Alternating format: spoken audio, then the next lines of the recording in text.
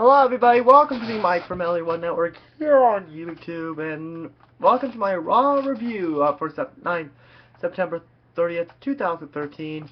This Raw was terrible. I mean, for a go-home show, it is downright terrible, not stinking awful. I mean, there was a couple of good things, but we're going to start things off with CM Punk coming out here in Biloxi, Mississippi.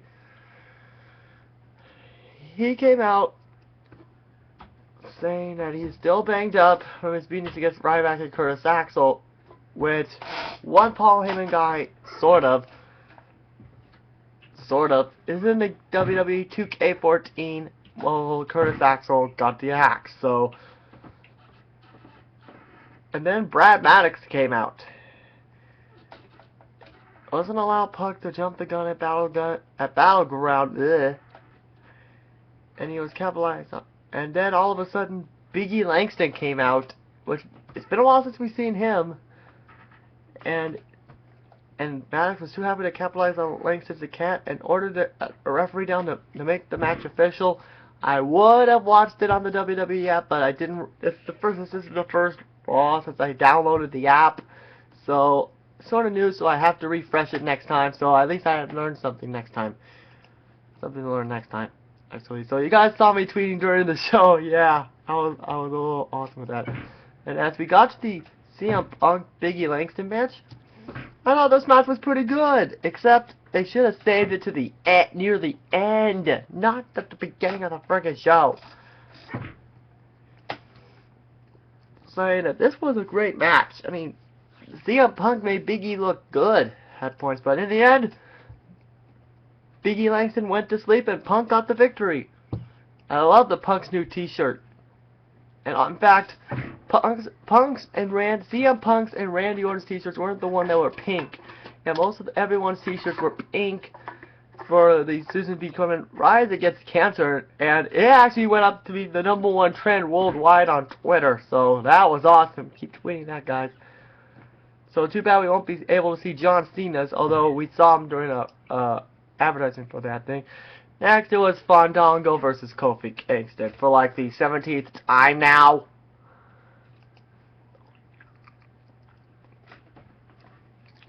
All I gotta say is this match was the third best match of the night. Kofi Kingston hit Trouble in Paradise and he beat Fandango.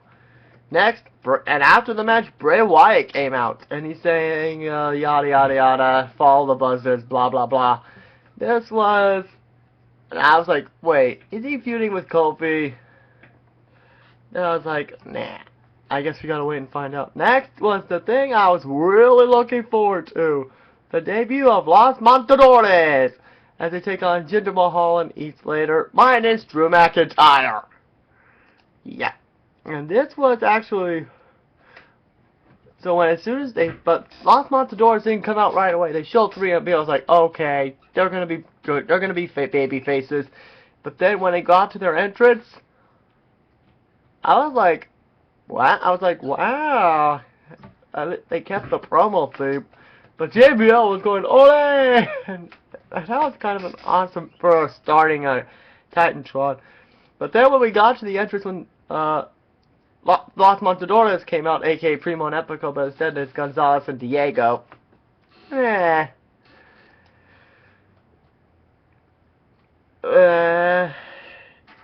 But then, all of a sudden, a little bowl came out, and I was like, what the heck?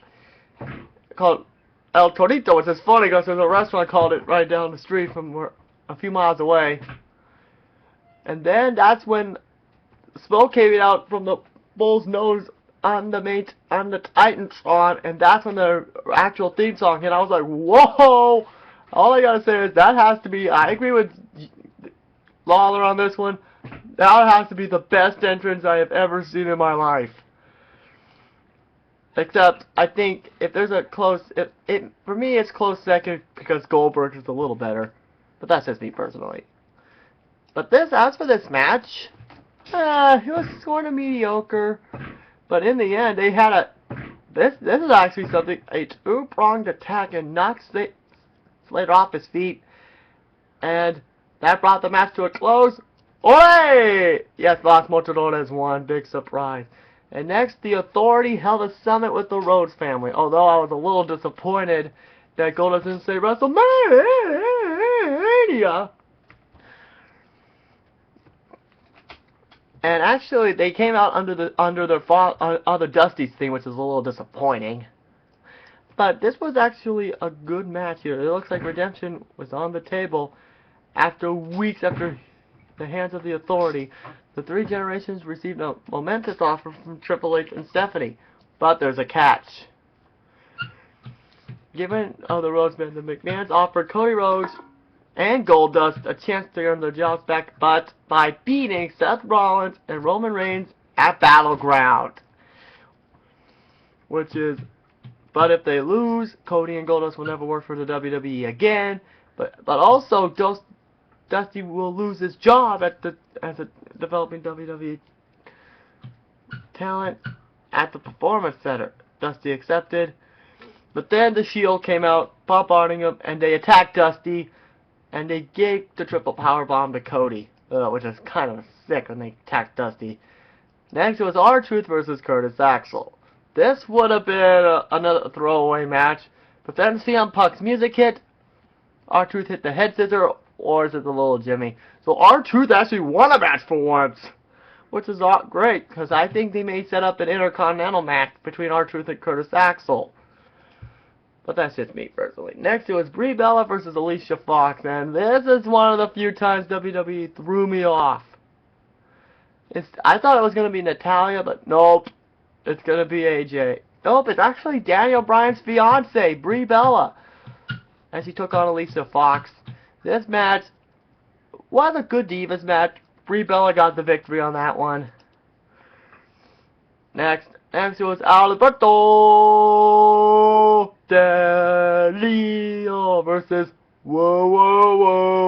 Zack Ryder for the 4th straight week. I mean, wow, he's getting a lot of it. I mean, wow, I think they're starting to give Zack a push instead of all these jobbings. But again, once again, cross-arm breaker to Ryder and he taps. What else is new with Ryder? Next, Paul Heyman proposed to Ryback. Probably the gayest moment of the whole show is that he was trying to propose. Right, and the crowd was chanting, "Get a room." During the actual proposal. That was probably the best match of the whole night, despite the Fandango chant. At this point, we all thought, and someone in the WWE app said someone on the WWE app said even Darren Young thought it was gay, but I'm not disrespecting Darren because Darren Young's awesome. But then he got down on one knee, the women were screaming, and he said, "Ryback, will you be a Paul Heyman guy?" And the crowd started going, no, no, no, no. And I was like, wait, are they going to turn Ryback out before the match? All of a sudden, Punk's music hit once again. And he looked, and he came through the crowd. And we thought he hurt himself. And he had the pink on the lightning bolt saying Ryback got cancer on that one. But then, when Dr. Sampson checked on him, underneath the rope, I was like, okay, there's got to be something. Yep, grabbed a candlestick, attacked Heyman and Ryback, and he put Curtis Axel to sleep. So he's 1/3 of the way there. Like he said, he wanted to get his hands on Ryback and then get his hands on Paul Heyman, so it looks like we gotta wait till the next pay-per-view. Next, it was the Shield versus Dolph Ziggler and the Usos. Probably, out of all the pink A-shirts for Rise Against Cancer, Dolph's was well done. I think I may need to buy one of those, but that's just me personally. This was a match, but in the end, Dolph Ziggler got hit by the spear by Roman Reigns, and once again, the Shield keep winning. Next was Santino versus Antonio Cesaro. There was no Snake Charmers necessary in this match because the one on SmackDown was the worst wrestling match I've ever seen in my life. But in the end, they got the Cesaro swing, and I agree with Lawler on this one. It made me very dizzy. But Cesaro swept Cesaro's legs from under him, and that's how Santino got the victory. So Santino beats Cesaro. Next, it was Daniel Bryan and Randy Orton confronting each other. This, best part of the night. They head to war. Jerry Lawler warns that the confrontation will be a verbal one only. And Daniel Bryan's pink t-shirt reminds us when he was heel at WrestleMania 28. After WrestleMania 28. But then Bryan's attack played right into the Predator's hands. There's a vicious side that hit The Miz and RVD in the last 2 weeks, which, by the way, I'm really looking forward to the hardcore match at Battleground. That's gonna be good. But this was probably, he had a hanging DDT off the Hangman in front of his fiancee Brie Bella. I was like, gee, does that ring a bell? But then he tore up the announce table. Randy Orton tear up the announce table, and what a surprise! He done an RKO, thus killing the announce table. That's why I said rest in peace announce table on my Twitter page. By the way, if you haven't yet, follow me on Twitter at Mike from LA. That way you can get updated on the videos. That concludes today's Monday Night Raw review. I would give this a 4.5 out of 10 stars. Let's see how the night after Battleground's going to be.